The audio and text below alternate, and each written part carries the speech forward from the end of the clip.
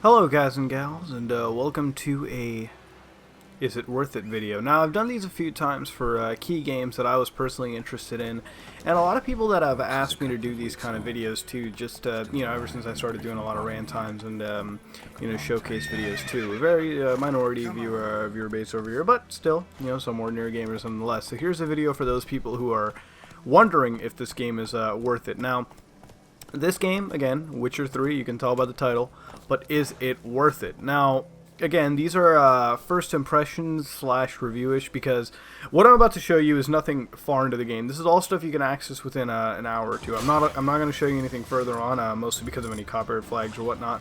But what is here is kind of representative of what you're going to see later on in the game, for the most part. Now, first of all, everyone has been hyping up the graphics for this game. Let me tell you right now, this game looks freaking gorgeous. If you're watching it right now and your mind hasn't been blown off, set this to 60 frames a second. I'll make sure to upload in that format. This game, and if it hasn't been there, and you just have started to view it, it'll be there. Don't worry, the video processes. But if it's 60 FPS, click on that and view it, because this game is a technical marvel. Now, a lot of games, I always question the graphics, how good they are. When I play them, are they really worth, for the next gen price tag? And this game is worth it. Trust me. It takes full power of whatever system you're using, PS4 or Xbox One. And if you have a good PC, get this game on a PC. In fact, this game is kind of a PC title right there if you're looking at it, if you're going into the visual side of it too. And you don't even need that powerful of a computer to run it too.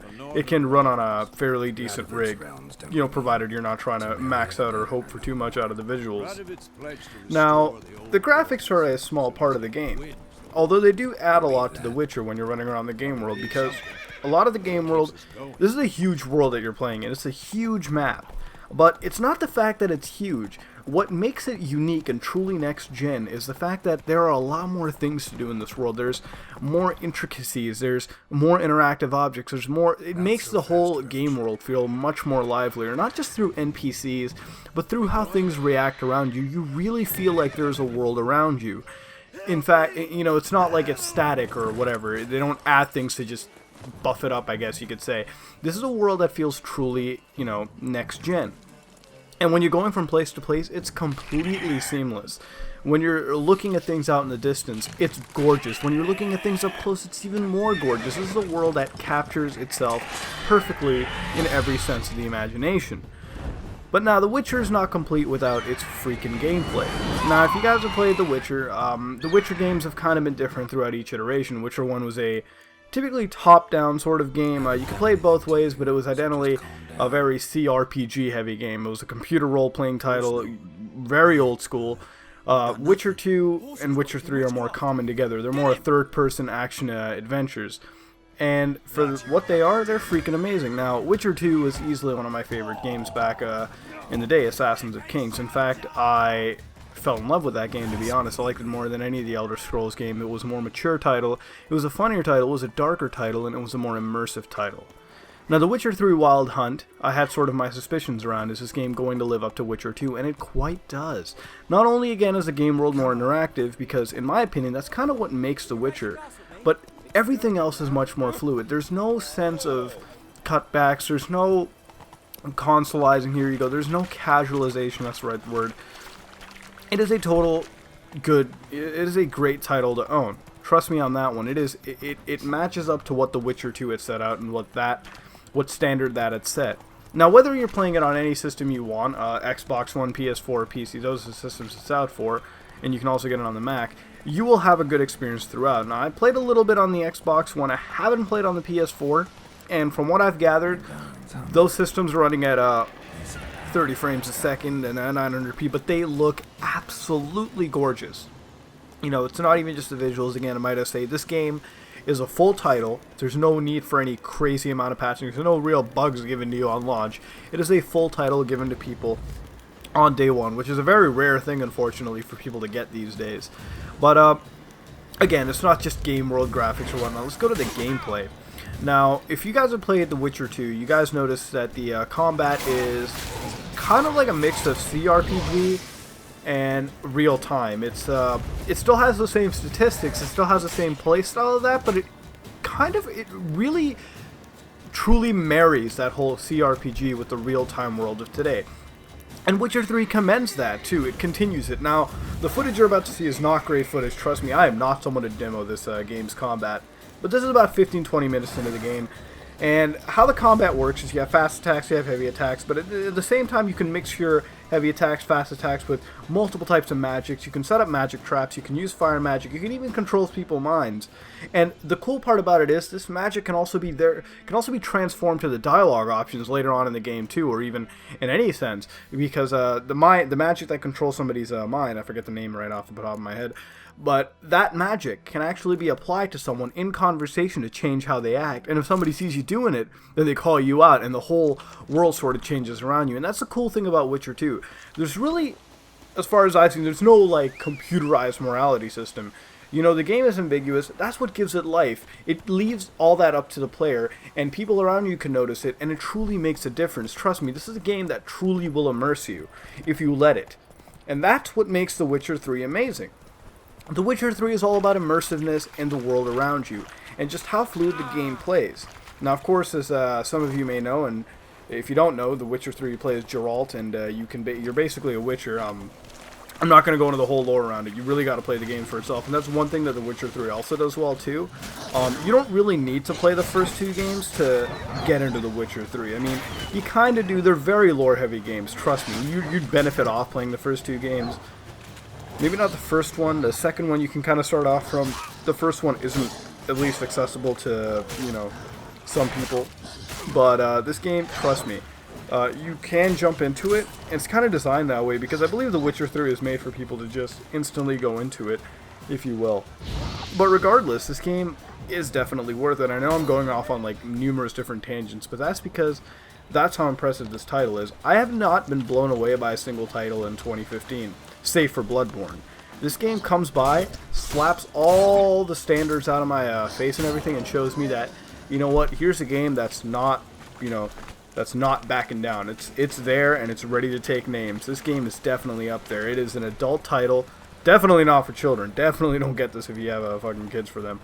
But this is an adult title with a mature story, and a mature story indeed. And it definitely has the gameplay to back it up. I mean, right off the bat, when you start off the game too, it doesn't hold any punches. You know, there are certain areas right given to you where it is difficult to progress. There are certain bosses literally 2 feet away from you that you can't fight, and you'll have to return to later. The game really puts you in a world where you really got to make something of yourself. You really got to do these side quests. And the thing is, this game, you cannot progress without doing these side quests. Trust me, you can, but it'll be pretty difficult. Let me tell you that. Doing the side content is very much necessary in this game to even think about progressing. And some people may see that as a downside, how the game forces you maybe to do this kind of stuff. But again, you can progress through it. It just takes a little more, I guess, time. Now, the menus are really nice. They're really kind of console heavy. If you're playing on the PC, you might notice that a little more. It controls a lot like that, which is, I guess, a downside if you're PC gaming, but I guess if you're console side, you know, it sort of plays into your favor, right? Now, one thing to notice too is the skills are, you know, the trees are nice. Everything is really good. The game gives you a lot of options. The game doesn't hold back a lot of things. It doesn't sort of, you know, casualize a lot of these elements. It plays very much like an old school, you know, role-playing game. It really does in terms of items, forging them, item placement, leveling up your character. There is a lot to do here, and there's many different ways you can do it. You're not locked into one specific thing, and that's the beauty of The Witcher. You're not locked into one specific playstyle. You can invest in multiple things and truly create unique playstyles out of it, but still, you know, go back and forth here and there.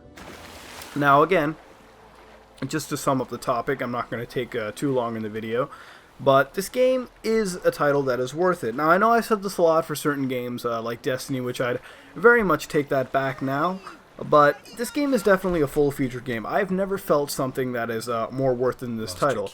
I spent about $40 on this, and I'd spend double that amount of money just to get this game and, you know, any other content they might have out for it.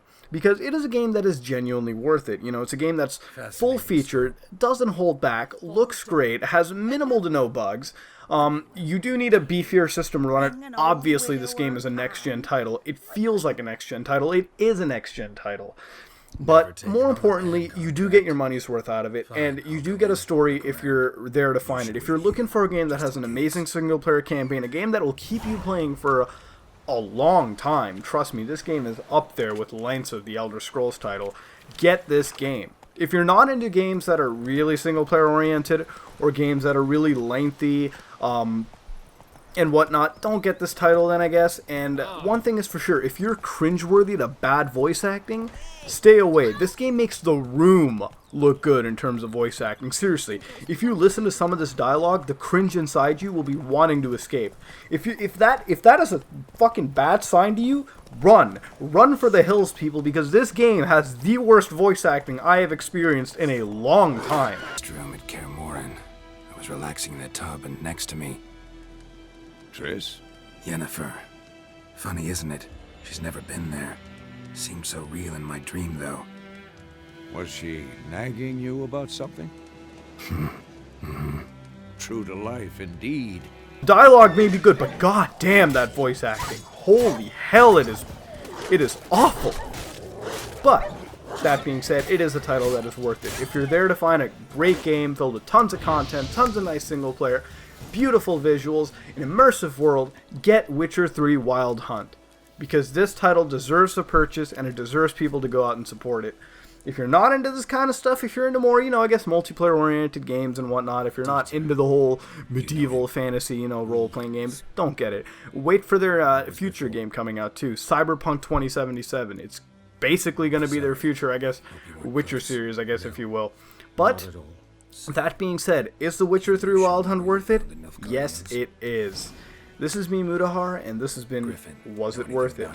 I think I might do this series here and there for new games. Let me know in the comments below what you think. I really like doing these kind of videos too, playing new games and showcasing them off. But yeah, this is me, Mudahar, and if you like what you saw, please like, comment, and subscribe for more content. I am out.